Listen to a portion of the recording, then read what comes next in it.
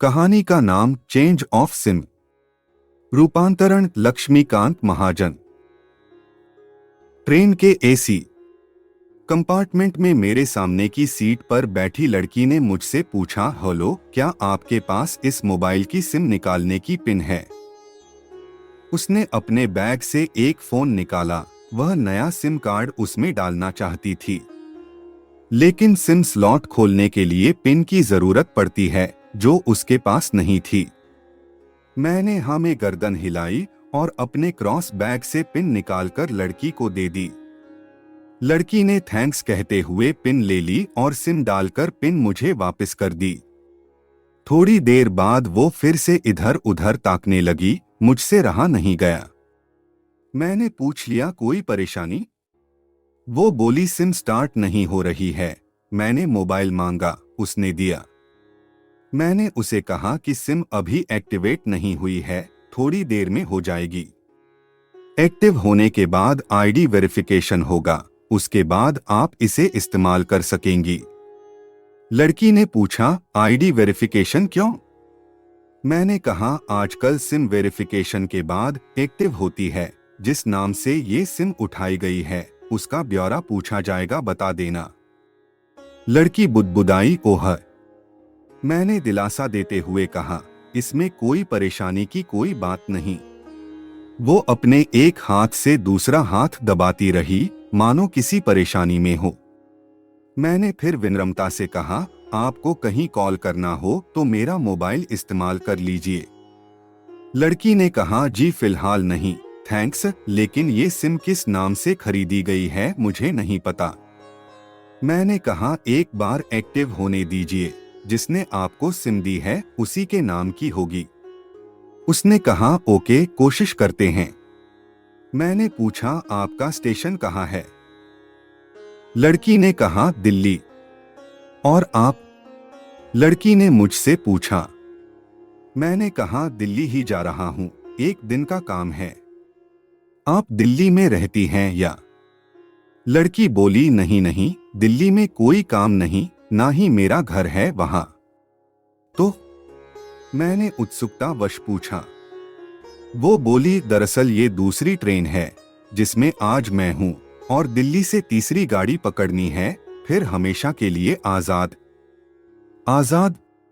लेकिन किस तरह की कैद से? मुझे फिर जिज्ञासा हुई, किस कैद में थी ये कमसिन अलहड़ सी लड़की? लड़की बोली, उसी कैद में थी जिसमें हर लड़की होती है, जहां घर वाले कहे शादी कर लो, जब जैसा कहे वैसा करो। मैं घर से भाग चुकी हूं। मुझे ताज्जुब हुआ, मगर अपने ताज्जुब को छुपाते हुए मैंने हंसते हुए पूछा, अकेली भाग रही हैं आप? आपके साथ कोई नजर नहीं आ रहा? वो बोली, अकेली नहीं, साथ में है कोई। कौन? मेरे प्रश्न खत्म नहीं हो रहे थे। दिल्ली से एक और ट्रेन पकड़ूंगी, फिर अगले स्टेशन पर वो जनाब मिलेंगे, और उसके बाद हम किसी को नहीं मिलेंगे। ओह, तो ये प्यार का मामला है?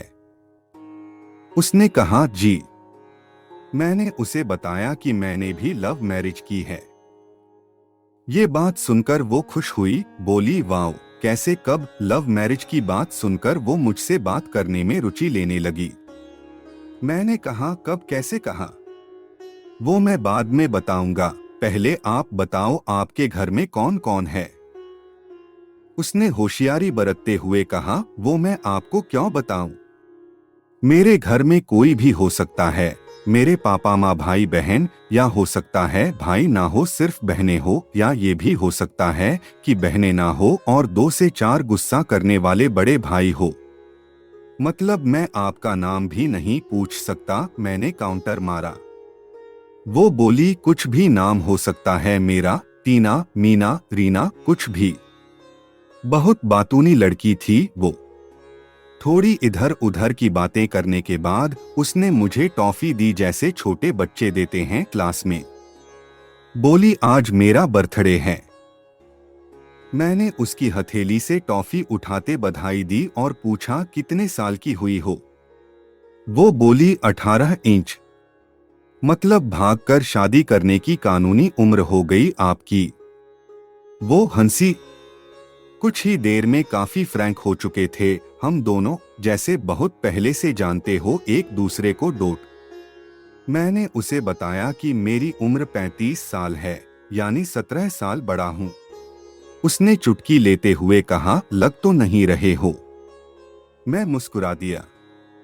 मैंने उससे पूछा, तुम घर से भागकर आई हो, तुम्हारे चेहरे पर चिंता के निशान जरा भी नहीं हैं।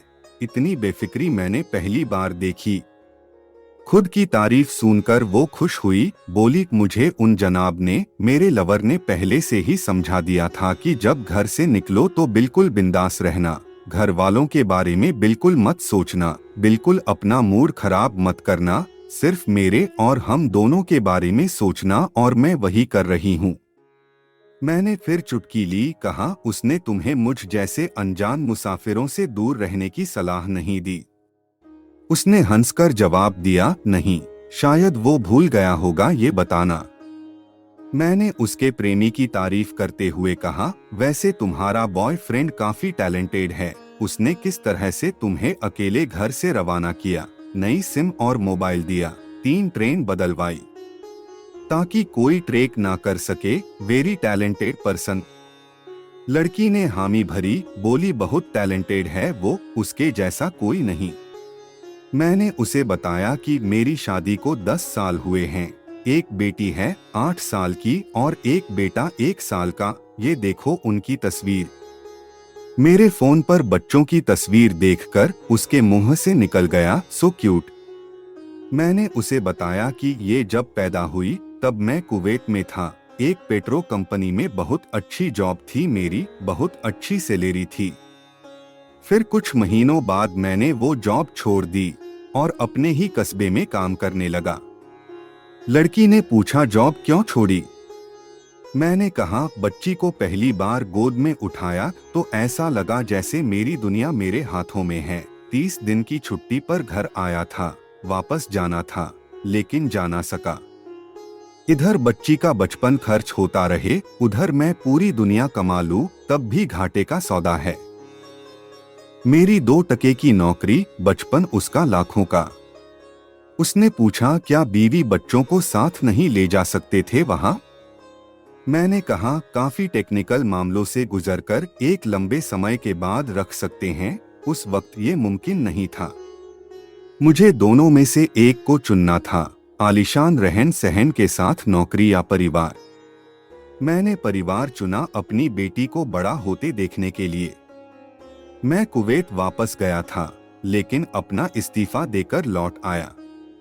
लड़की ने कहा, वेरी इम्प्रेसिव। मैं मुस्कुराकर खिड़की की तरफ देखने लगा।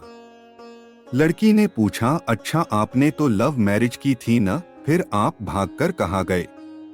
कैसे रहे और कैसे गुजरा वो वक्त? उसके हर सवाल और हर बात में मुझे महसूस हो रहा था कि ये लड़की लकड़पन के शिखर पर है, बिल्कुल नासमझ और मासूम छोटी बहन सी। मैंने उसे बताया कि हमने भागकर शादी नहीं की, और ये भी है कि उसके पापा ने मुझे पहली नजर में सख्ती से रिजेक्ट कर दिया था। उन्होंने आपको रिजेक्ट क्यों किया? लड़की ने पूछा। मैंने कहा, रिजेक्ट करने का कुछ भी कारण हो सकता है, मेरी जाति, मेरा काम, घर परिवार। बिल्कुल सही, लड़की ने सहमति दर्ज कराई और आगे पूछा, फिर आपने क्या किया? मैंने कहा, मैंने कुछ नहीं किया, उसके पिता ने रिजेक्ट कर दिया, वहीं से मैंने अपने बारे में अलग से सोचना शुरू कर दिया था। खुशबू ने मुझे कहा कि भाग चलते हैं, मेरी वाइफ का नाम खुशबू है। मैंने 2 टूक मना कर दिया। वो 2 दिन तक लगातार जोर देती रही कि भाग चलते हैं। मैं मना करता रहा। मैंने उसे समझाया कि भागने वाले जोड़े में लड़के की इज्जत पर कोई खास फर्क नहीं पड़ता, जबकि लड़की के पूरे कुल की इज्जत धुल जाती है। भगाने वाला लड़का उसके दोस्तों में हीरो माना जाता है, लेकिन इसके विपरीत जो लड़की प्रेमी संग भाग रही है वो उल्टा कहलाती है। मोहल्ले के लड़के उसे चालू कहते हैं। बुराइयों के तमाम शब्दकोश लड़की के लिए इस्तेमाल किए जाते हैं। भागने वाली लड़की आगे चलकर 60 साल की वृद्धा भी हो जाएगी, तब भी जवानी में किए उस कांड का कलंक उसके माथे पर से नहीं मिटता। मैं मानता हूँ कि लड़का लड़की को तौलने का ये दोहरा मापदंड गलत है, लेकिन हमारे समाज में है तो ये नजरिया गलत है, मगर सामाजिक नजरिया यही है। वो अपने नीचे का होंठ दांतों तले पीसने लगी। उसने पानी की बोतल का ढक्कन खोलकर एक घूंट पिया। मैंने कहा, अगर मैं उस दिन उसे भगा ले जाता तो उसकी माँ तो शायद कई दिनों तक पानी भी ना पीती, इसलिए मेरी हिम्मत ना हुई कि ऐसा काम करूं। मैं जिससे प्रेम करूं उसके माँ बाप मेरे माँ बाप के समान ही है, चाहे शादी ना हो तो ना हो। कुछ पल के लिए वो सोच में पड़ गई, लेकिन मेरे बारे में और अधिक जानना चाहती थी। उसने पूछा, फिर आपकी शादी कैसे हुई? मैंने बताया कि खुशबू की सगाई कहीं और कर दी गई थी। धीरे धीरे सब कुछ नॉर्मल होने लगा था। खुशबू और उसके मंगेतर की बातें भी होने लगी थी फोन पर, लेकिन जैसे जैसे शादी नजदीक आने लगी उन लोगों की डिमांड बढ़ने लगी। डिमांड मतलब लड़की ने पूछा, डिमांड का एक ही मतलब होता है, दहेज की डिमांड। परिवार में सबको सोने से बने तोहफे दो, दूल्हे को लग्जरी कार चाहिए, सास और ननद को नेकलेस दो, वगैरह वगैरह। बोले, हमारे यहाँ रीत है। लड़का भी इस रीत की अदायगी का पक्षधर था। वो सगाई मैंने तुड़वा डाली, इसलिए नहीं कि सिर्फ मेरी शादी उससे हो जाए, बल्कि ऐसे लालची लोगों में खुशबू कभी खुश नहीं रह सकती थी, ना उसका परिवार। फिर किसी तरह घर वालों को समझा बुझाकर मैं फ्रंट पर आ गया और हमारी शादी हो गई। ये सब किस्मत की बात थी। लड़की बोली, चलो अच्छा हुआ आप मिल गए, वरना वो गलत लोगों में फंस जाती। मैंने कहा, जरूरी नहीं कि माता पिता का फैसला हमेशा सही हो, और ये भी जरूरी नहीं कि प्रेमी जोड़े की पसंद सही हो। दोनों में से कोई भी गलत या सही हो सकता है। काम की बात यहाँ ये है कि कौन ज्यादा वफादार है। लड़की ने फिर से पानी का घूंट लिया और मैंने भी। लड़की ने तर्क दिया कि हमारा फैसला गलत हो जाए तो कोई बात नहीं, उन्हें ग्लानि नहीं होनी चाहिए। मैंने कहा, फैसला ऐसा हो जो दोनों का हो, बच्चों और माता पिता दोनों की सहमति, वो सबसे सही है। बुरा मत मानना, मैं कहना चाहूंगा कि तुम्हारा फैसला तुम दोनों का है, जिसमें तुम्हारे पेरेंट्स शामिल नहीं हैं, ना ही तुम्हें इश्क का असली मतलब पता है अभी। उसने पूछा, क्या है इश्क का सही अर्थ?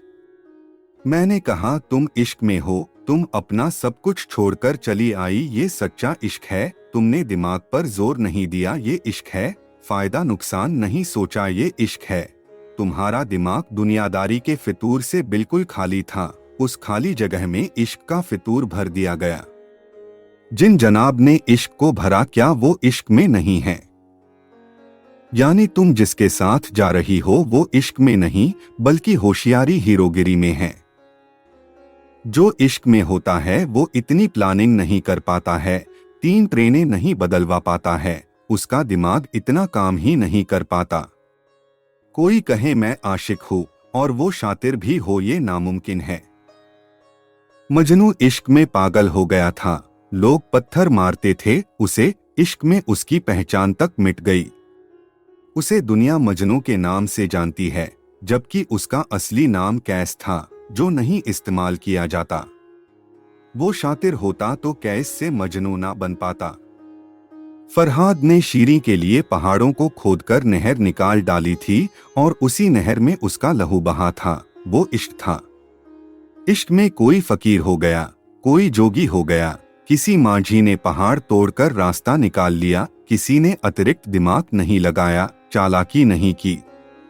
लालच, हवस और हासिल करने का नाम इश्क नहीं है। इश्क समर्पण करने को कहते हैं, जिसमें इंसान सबसे पहले खुद का समर्पण करता है, जैसे तुमने किया। लेकिन तुम्हारा समर्पण हासिल करने के लिए था, यानी तुम्हारे इश्क में लालच की मिलावट हो गई। लकड़ी अचानक खो सी गई। उसकी खिलखिलाहट और खिलंदड़ापन एकदम से खामोशी में बदल गया। मुझे लगा मैं कुछ ज्यादा बोल गया। फिर भी मैंने जारी रखा। मैंने कहा, प्यार तुम्हारे पापा तुमसे करते हैं, कुछ दिनों बाद उनका वजन आधा हो जाएगा। तुम्हारी माँ कई दिनों तक खाना नहीं खाएगी ना पानी पिएगी। जबकि आपको अपने आशिक को आजमा कर देख लेना था। ना तो उसकी सेहत पर फर्क पड़ता, ना दिमाग पर। वो अक्लमंद है, अपने लिए अच्छा सोच लेता। आजकल गली मोहल्ले के हर तीसरे लौंडे लपाटे को जो इश्क हो जाता है, वो इश्क नहीं है, वो सिनेमा जैसा कुछ है। एक तरह की स्टंटबाजी, डेयरिंग, अलग कुछ करने का फितूर, और कुछ नहीं। लड़की का चेहरे का रंग बदल गया। ऐसा लग रहा था वो अब यहाँ नहीं है। उसका दिमाग किसी अतीत में टहलने निकल गया है। मैं अपने फोन को स्क्रॉल करने लगा, लेकिन मन की इंद्री उसकी तरफ थी। थोड़ी ही देर में उसका और मेरा स्टेशन आ गया। बात कहां से निकली थी और कहां पहुंच गई। उसके मोबाइल पर मैसेज टोन बजी, देखा, सिम एक्टिवेट हो चुकी थी। उसने चुपचाप बैग में से आगे का टिकट निकाला और फाड़ दिया। मुझे कहा, एक कॉल करना है। मैंने मोबाइल दिया। उसने नंबर डायल करके कहा, सॉरी पापा, और सिसक सिसक कर रोने लगी। सामने से पिता भी फोन पर बेटी को संभालने की कोशिश करने लगे। उसने कहा, पिताजी आप बिल्कुल चिंता मत कीजिए, मैं घर आ रही हूँ। दोनों तरफ से भावनाओं का सागर उमड़ पड़ा। हम ट्रेन से उतरे। उसने फिर से पिन मांगी, मैंने पिन दी। उसने मोबाइल से सिम निकालकर तोड़ दी और पिन मुझे वापस कर दिया। कहानी को अंत तक सुनने का धन्यवाद। ये मेरा दावा है, माता पिता से ज्यादा तुम्हें दुनिया में कोई प्यार नहीं करता। कहानी शेयर अवश्य कीजिएगा, कोई परिवार का भविष्य इससे बच जाए।